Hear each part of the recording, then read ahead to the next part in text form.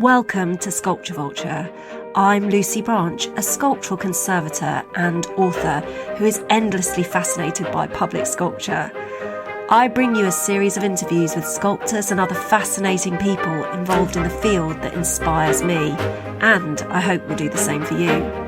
You can see the photographs that accompany the episode and the show notes at sculpturevulture.co.uk.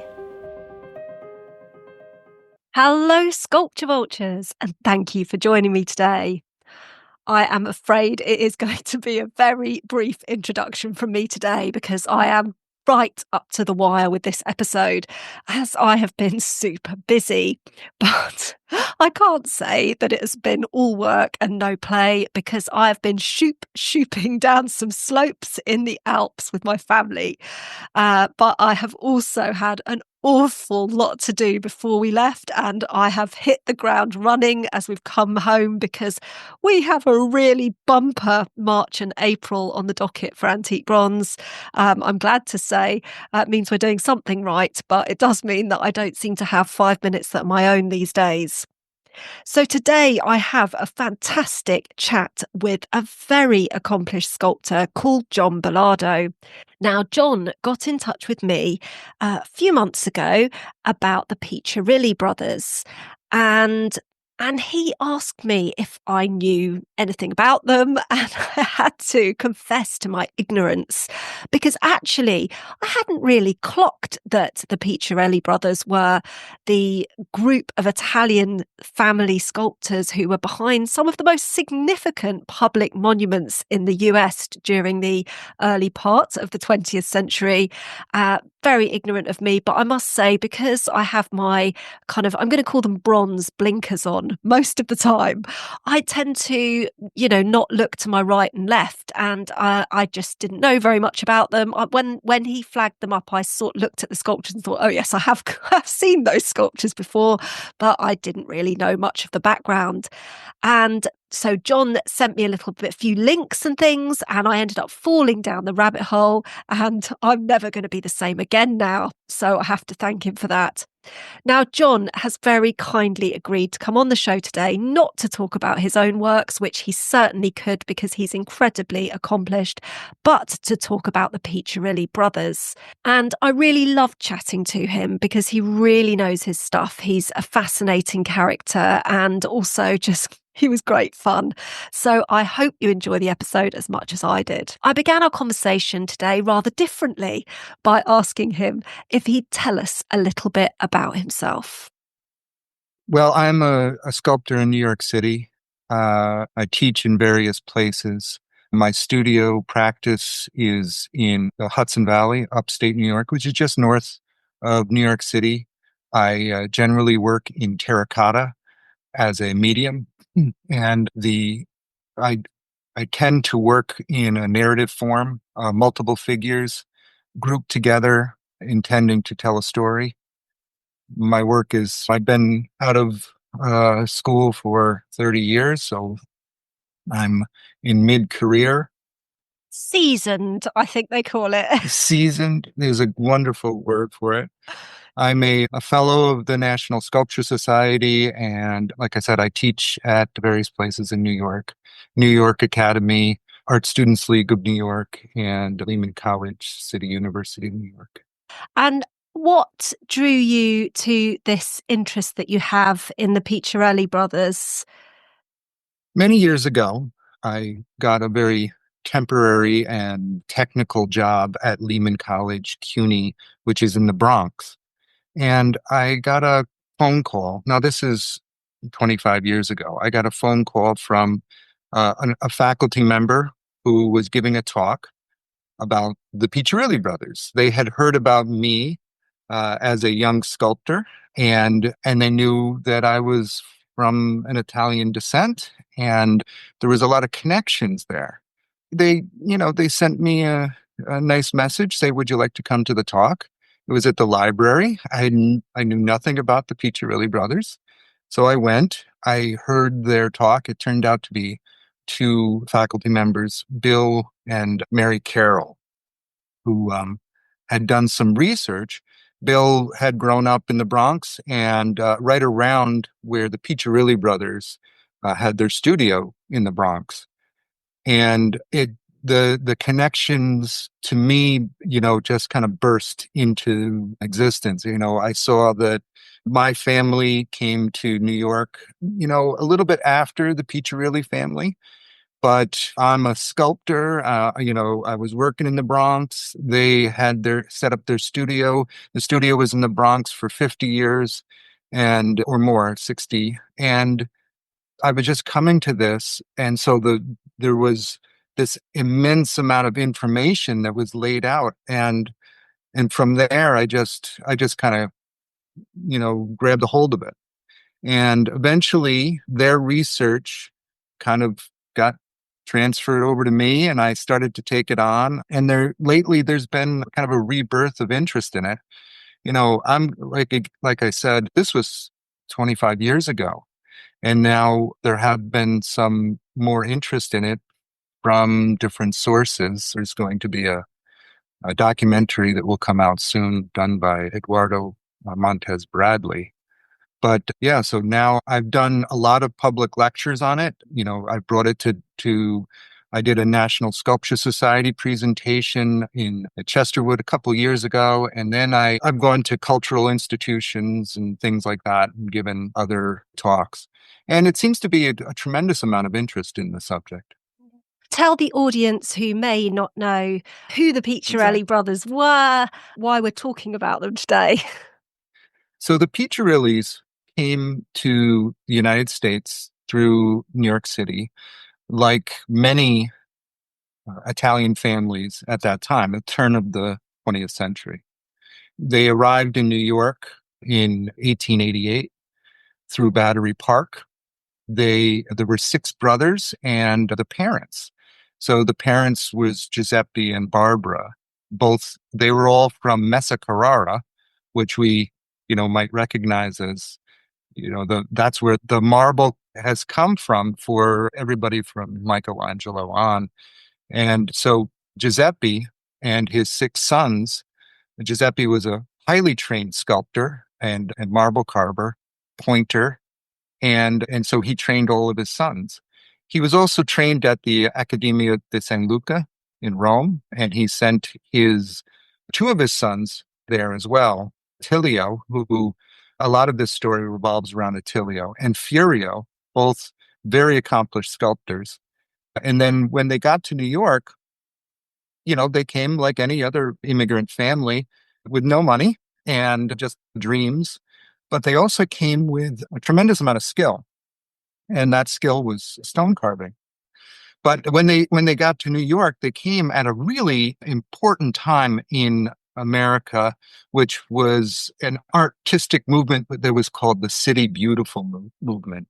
And that was a way for the United States to really show itself as a world power and to express in architecture and in sculpture these civic pride. And they were trying to reconnect with this long history, this, European Western history. So a lot of the work that was being produced was about these classical civic ideals, these, ideas of civic virtue.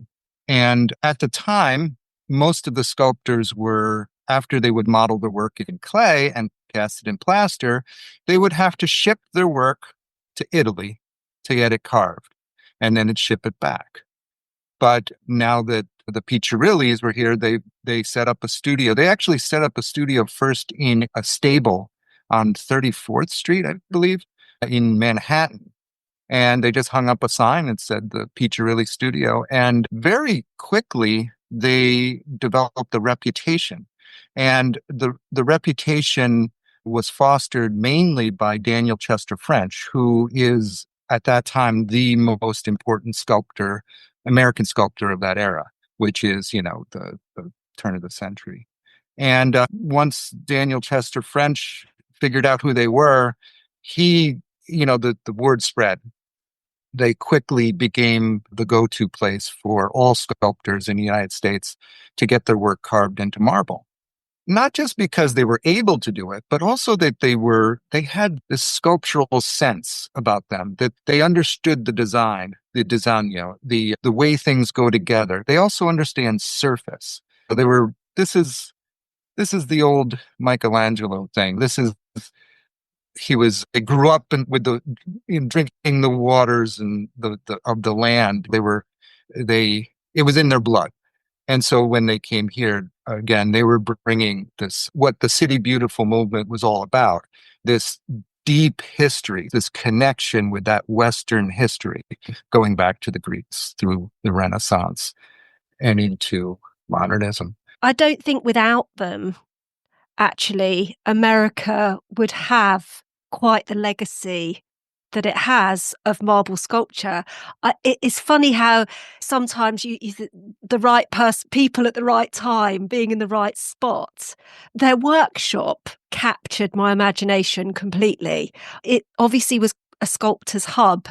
They were attracting sculptors there, but also it just seemed like it had the most fantastic atmosphere. They would, feed everyone, and they would debate with all the artists there and things like that. I mean, that sounds like my kind of place, basically. I agree with you. I think that's one of the things that really attracted me to it. There is this, what happened was that their studio in Manhattan, they decided that, well, their mother got sick and they decided they had to move to the country. And at the time, the Bronx was farmland. So they moved up to 142nd Street. They built the brownstone and they built this beautiful studio.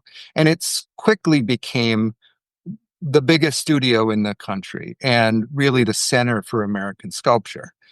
For almost in a way, without even being said, people were coming there and staying, because if you're coming from across the country, the Piccirillis actually had rooms where people like, Bartlett and McMonus and people would stay there. George Gray Bernard and just Augustus St. Gaudens would stay in the studio.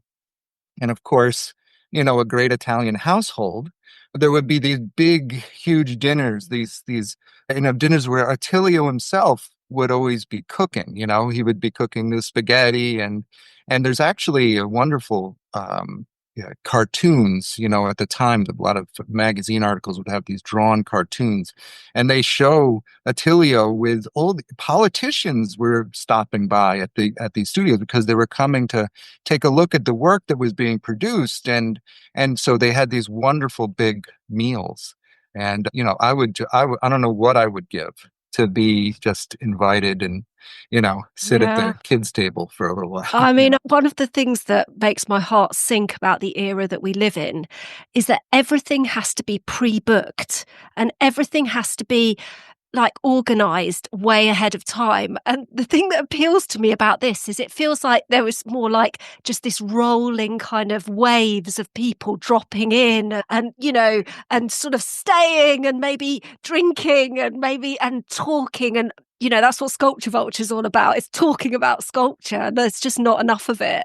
I just feel like, why has the world become very sort of regimented? We've lost something in that.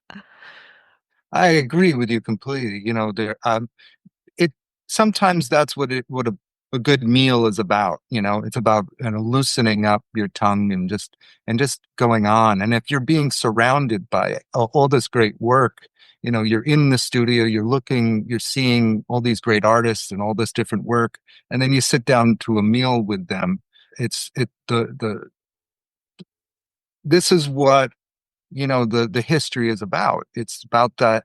Where does their sculptural intuition comes from? Well, it comes from this life that this imbued through sitting at a table with great artists and just gleaning that wisdom. I mean, do you think that because they were sculptors themselves, the sculptors that are coming to them with their pieces for translation, if you like, into marble, but do you think that their own sensibilities were infused somehow in the pieces? Absolutely. Right. Yes. Yeah, now we can run robots and carve things into marble. And it's absolutely perfect. It's exactly what you scanned into the computer and to within reason. But when you had to use calipers to uh, put down points and then interpret between it, it is very important that if you're having somebody translate your work, that they do it with a sensitivity. So I do think that the person who the if you have a sculptural sensitivity and as a sculptor themselves, they are able to bring something to that work. It is very much like a great symphony that is composed, but it really does take a musician to play it. And the analogy here is that sculpture, as opposed to like an expressive painting, is a collaboration, especially anything that's permanent and public. If it's in the public square, it is rarely has it been touched by only one hand. It even if it's in bronze, it goes through many different translations and in everything. And marble is no different. And so the people you have on your team, the people who are playing the instruments, need to be skilled and sensitive and artists in their own right. Mm. But there was a real sort of sense, a humility with them, I think, when you think they didn't sign their works. Is that correct? Right, but that's more of a tradition. Oh, I agree that it's a humility thing where they are showing where the proper respect to the original artist, the person who had that genesis of an idea. However, it is a long tradition and of not signing the work. And as you know, a foundry, when they do they casting, would, will yeah, put they would put a their mark foundry on it. mark. Yeah. So why not put a foundry or a carver's mark for the Piccirillis? Well, that is again, it's a kind of an odd tradition, and it comes from the idea that when you look at somebody like Michelangelo, the the the the hand of the artist became so important, and the idea that he was this kind of genius in the studio, and this is the hand of the artist that is laid onto the stone. And so, during, let's say, the 19th century, this whole industry built up around um, translating work from the original plaster. And I say 19th century, but it, obviously built throughout that era after the Renaissance. This idea that we had technicians doing the pointing and carving the work. I think what happens is that there is this sense that we want to kind of put that behind the curtain. This idea that, oh, the artist wasn't the last person to touch it, and this is a copy of a original. Well. When you have to sell these works, with the name of Carpeau or whoever else on it, and if the collector sees that, well, it's a Carpeau, but it was carved by this guy over here, then maybe there's a sensitivity to that. But that's where that tradition came from. Yeah, but it's such a funny thing. And for me, this idea that authenticity, this idea that there's only one creator is something that's very misunderstood. People stand in front of a Van Gogh and they say, this is the original painting. But sculpture has a different legacy. Sculpture has always been made in multiples. It was never about the one. And so it's this Well, idea. I agree with that. Maybe more in marble, but certainly in bronze, there is that idea of additions and many casts and molds being taken. And there's just something, I think, misunderstood because people think only of paintings and one maker, maybe. But I mean, even with paintings, it wasn't one maker. There was a studio of people doing a lot of the background work. Yeah, that's absolutely true. And the idea of the studio, again, going back to the Renaissance and the atelier or the the bodega in the early Renaissance. It was a whole team of people doing a fresco, of course. But like I said, I think it really does come from that romantic idea of, you know, Michelangelo, kind of grumpy in his studio, carving away at and wrestling with the stone, So, um, but it is very true that sculpture lives in that at a different world, this. But at the same time, the idea of the thing, like in the City Beautiful movement, the thing in public, which is it becomes almost mostly architectural, and those things become transcendent beyond that individual artist. These things need to be, an expression more of a community, more expression of a group of people, a team of people who are not only producing the work, but thinking of it, funding it, making space for it, and and then appreciating it. It's meant to be a communal thing. Um, Whereas I think I think what you're alluding to is the artists again have if you just look at it through a contemporary lens, artists are thought to be these brooding Characters in a wild garret. men in the studio, Yeah. and that's occasionally true, Yeah. but it's also not always true. And when you are talking about what we can produce that is about a civic pride and community and what brings us together and what is held in common, then it is very appropriate that it's a team of people, that it's people who are working together with the same goal. In okay, we can compare it to a Gothic cathedral over generations, and the workmen, might just be laying up stone or brick, but they're contributing to something that transcends not only them, but, the physical world.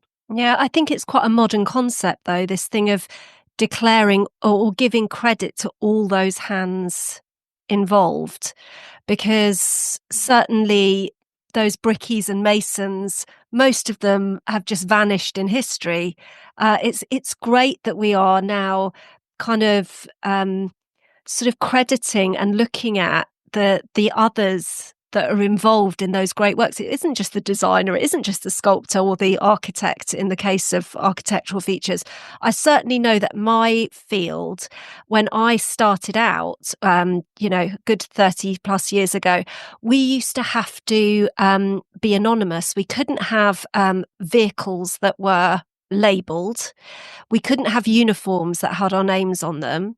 It was like this kind of like it was because we were touching sculpture, we had to be invisible. I mean, one client, this is absolutely no word of a lie, who we were working on a contemporary piece, actually. It wasn't a bronze, but they asked us, could we have our clothes uniform essentially made to be exactly the shade of the sculpture so that if people looked out of their offices, they wouldn't see us working. Like we would kind of become one with the sculpture. We were like, no, we can't. That's insane. The idea that, no one but the artist should touch it. It's a kind of funny myth Yeah. around sculpture and around art generally, that there can only Yeah. be one hand. You know, Thankfully, I think you're right, though, that we are turning back on that idea. And the Met in particular, I know, has, I think, now labeled all the Piccirilli marbles as carved in the Piccirilli studio. And Brilliant. so if you go to the American wing at the Metropolitan Museum of Art, you know, right in the main atrium, which is, I think, one of the most beautiful of the wings of the museum, there are, I think, 5 or 7 sculptures that came through the Piccirilli studio. And for a long time, they were not labeled as Piccirilli carvings. It was mostly Daniel Chester French, but Augustus St. Gaudens and a Attilio Piccirilli has a sculpture in the atrium as well. And so one of the carvings is by Augustus St. Gaudens, and it's a beautiful relief. But you try to translate into relief in carving, and you're handing it over to the Piccirillis, and we know how delicate a relief can be.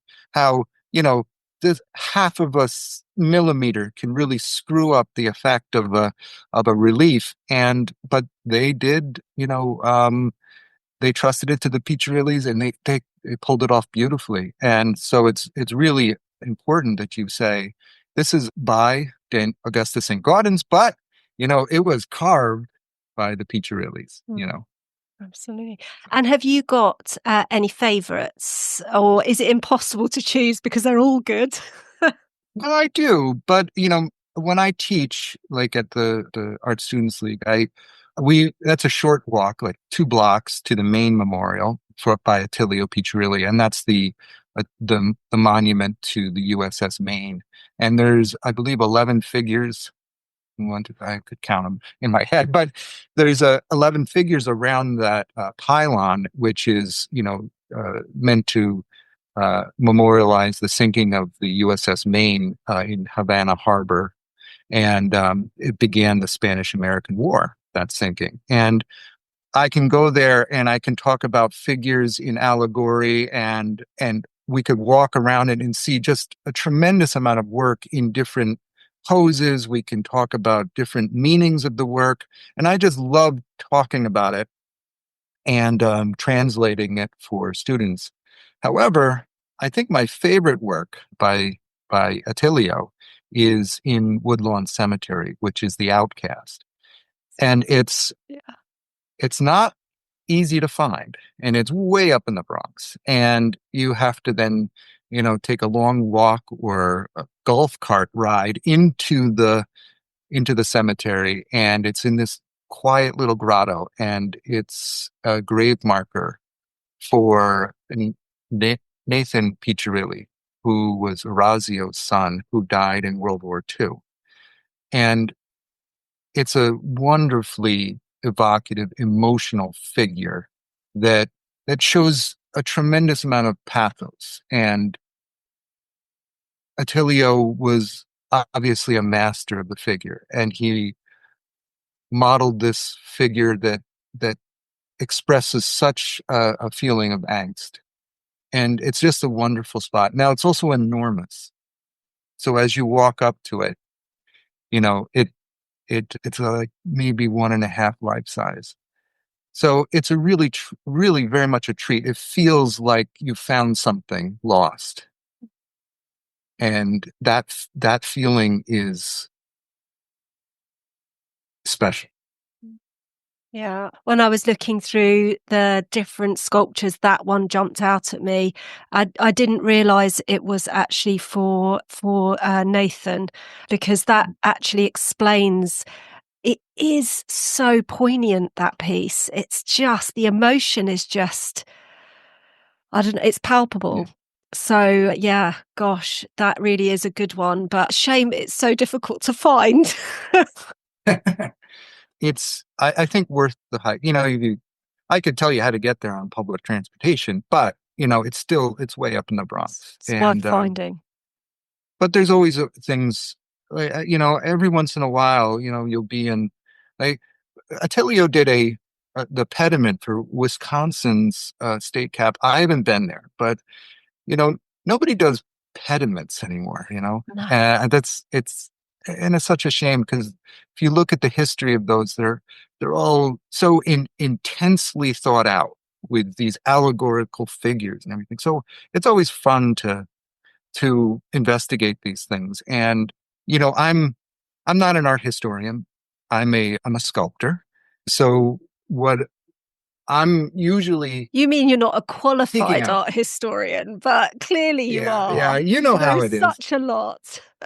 Yeah, and well, after 25 years of just kind of having this on my stovetop here, kind of cooking away, Yeah. you accumulate a lot of information. And this is, again, as being a sculptor and also a teacher in New York City, there's always this lesson. And in the Bronx, where we can tie everything to in a classroom to say, you're not the only one. You're part of a history here. You're part of a deep history that doesn't just, begin when you came into the classroom or when this young kid, they don't have a sense of history. So we can go, okay, in the Bronx, this is what's connected to go back hundreds of years, and thousands of years to see how we landed here and that, these things are important to us.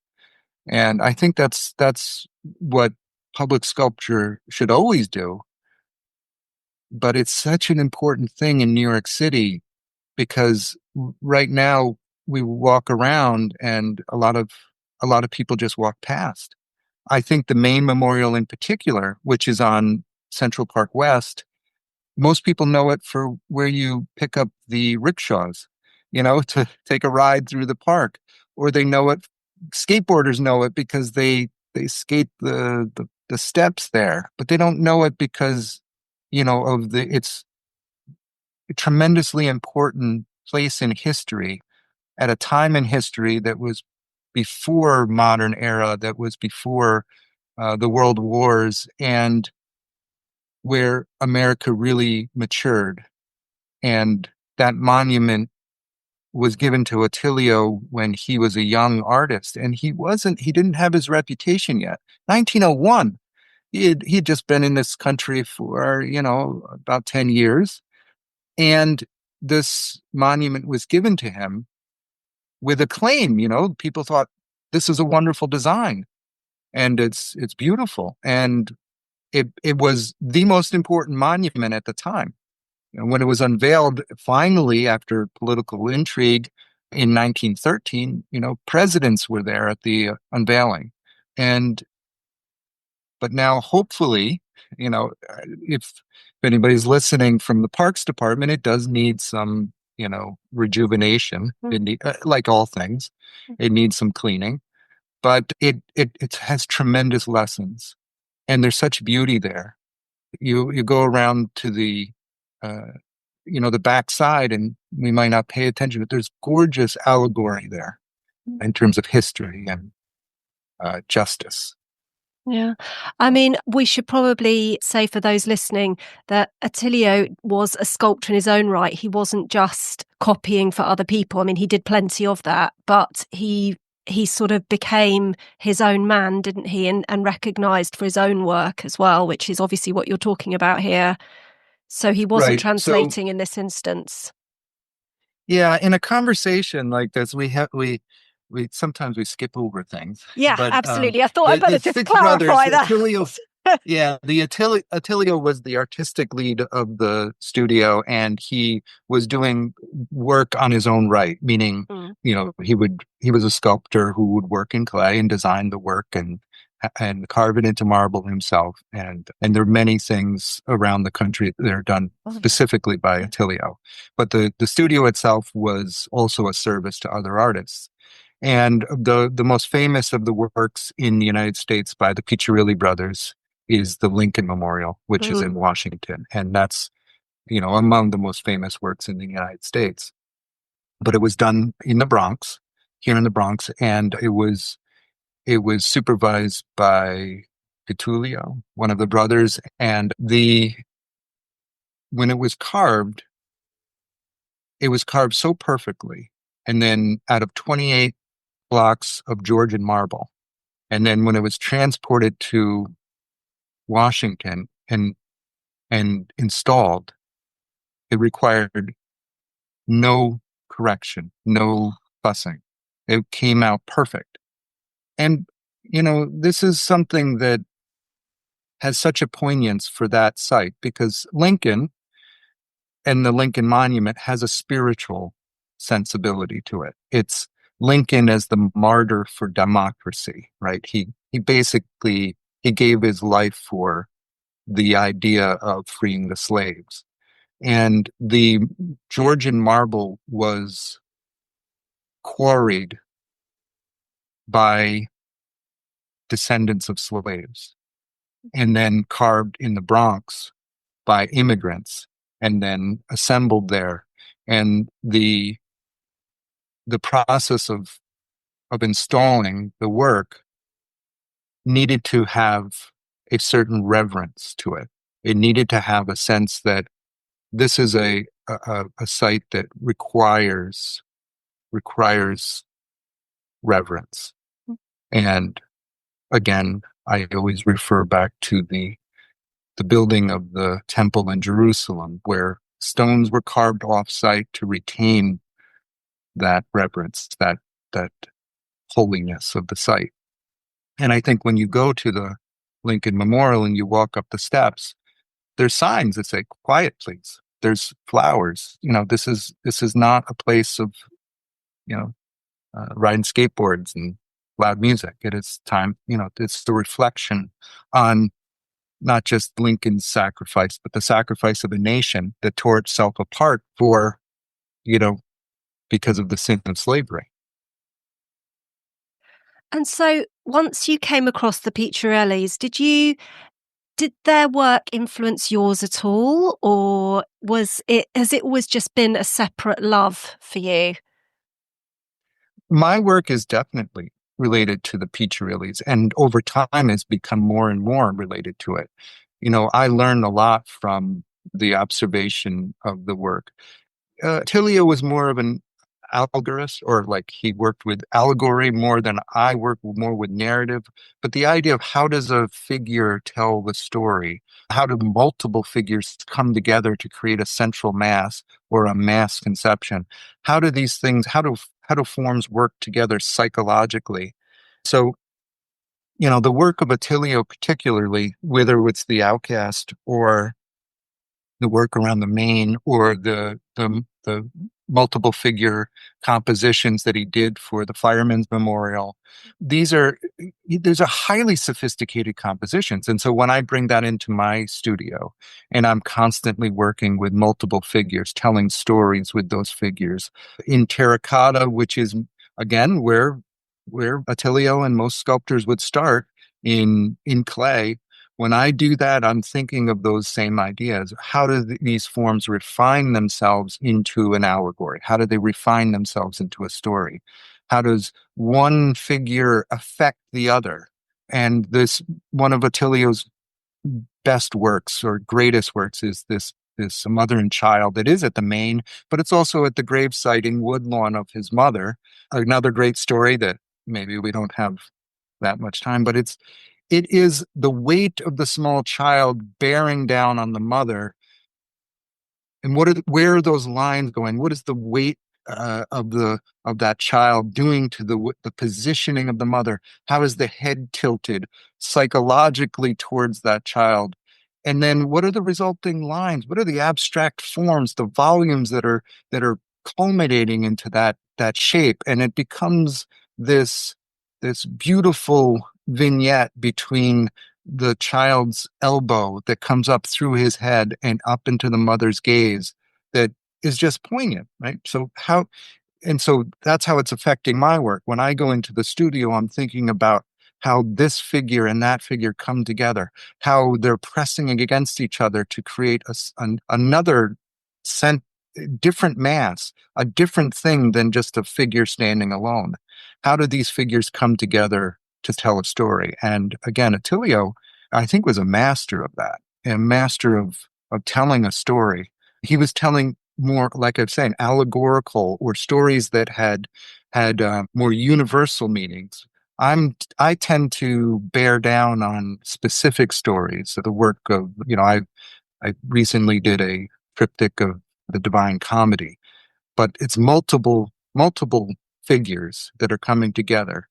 And what is the cause and effect structure of that? What is this weight doing against that weight? What is this arm pressing against? Or what is the psychological line through that composition? Mm. And I mean, it's like a kind of time traveling mentor. You can span eras, but and still learn huge amounts from their work, and then hopefully, maybe take it a step further.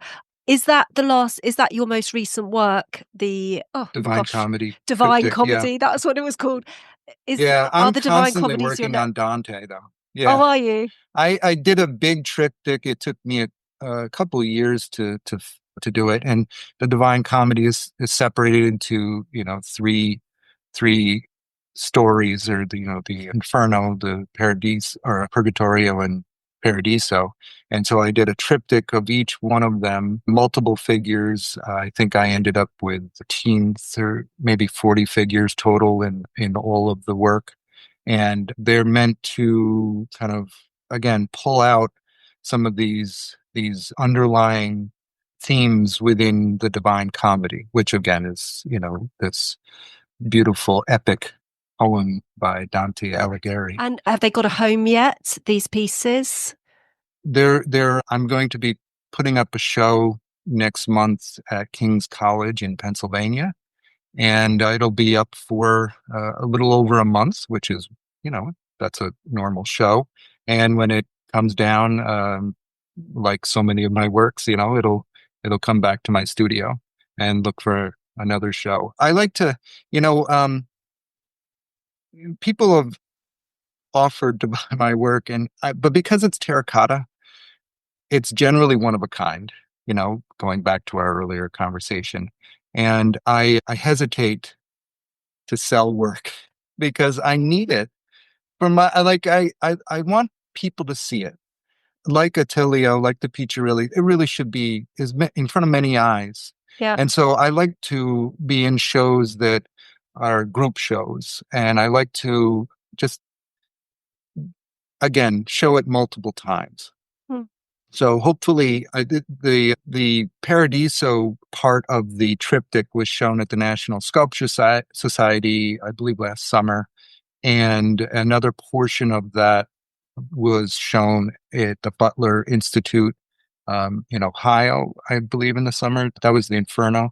So it gets shown a lot, and But do and you not reach a hopefully. point where you haven't got any space left?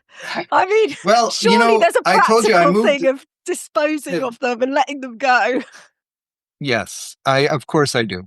But I told you I moved out of the city and up into the country, up into the mountains, and I bought a house that has a barn. And so That my was a studio is in the huge barn mistake because you're never going to let because I anything go.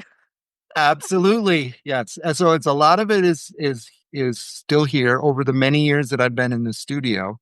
And I love it, and maybe someday I'll let it go. But for now, it kind of lives with me, and I'm not sure if I'm done with it either. It's fired terracotta, and I'm still, thinking about. I'm adding pieces to it. I'm adding like different scenes in different parts, and so I'm not sure if I'm done with it. It's nice. Well, if it continues to Other things. fascinate you, then Yeah. if it then it's worth exploring, isn't it? Sometimes with projects you're just done. You're like, actually, the energy has burnt itself out. But if that's not the case, then there's something further to explore, isn't there? Yeah, well, so many artists have been inspired by Dante. Mm. Michelangelo on from Blake and Rodin and Carpeau, and everybody has. It's always been a touchstone since its inception, and I'm no different than a lot of those artists. And uh, you know, I who knows? It might be many years before I exhaust the content that's in that epic, but not yet. Yeah. Not yet. Well, John, can you tell people where they can find out a little bit more about you if they'd like to? My website is always not up to date, but it's there. Like It's every on the artist, to-do like there's list. always like a to-do list of this, but it's johnbelardo.com, JOH, and Belardo, B as in boy. And that's my website. And then I'm on Instagram. I'm not very good at it, but I'm there at John Belardo. And and if, like I said, I'm at the Art Students League a lot of, and you can find me there. Yeah. Great. And thank you so much for joining me today. I really appreciate it. Thank you, Lucy. This has been really fabulous. please support the show by rating or reviewing it. And I really do appreciate the little comments that people leave now and again on any of the podcast apps that you listen to, or also on Spotify. And I even get some on Instagram sometimes, which is great. But it really helps to make me feel more connected to you, that I'm not just talking into the wind. Today's guest, John, he reached out to me just from that feeling of being a fellow enthusiast about public sculpture. And, I hope it is going to lead on to other things. I certainly can see myself collaborating with John in the future on other projects. But also, I've come across so many of you who are doing such fascinating things this way. They've left me a little comment. Right at the top of my mind at the moment is a sculptor called Ben Pearce, who is based in New Zealand. And his work is not bronze. He works in Corten, and he's just doing some really interesting things. But, we would never have met. New Zealand is quite far from London. But now I feel like, I follow him and I'm interested in what he's doing next. And, he's been a great supporter of the show. And it kind of makes this huge world that we live in feel a little bit smaller, a bit more like a collective hive mind. And that's what I live for.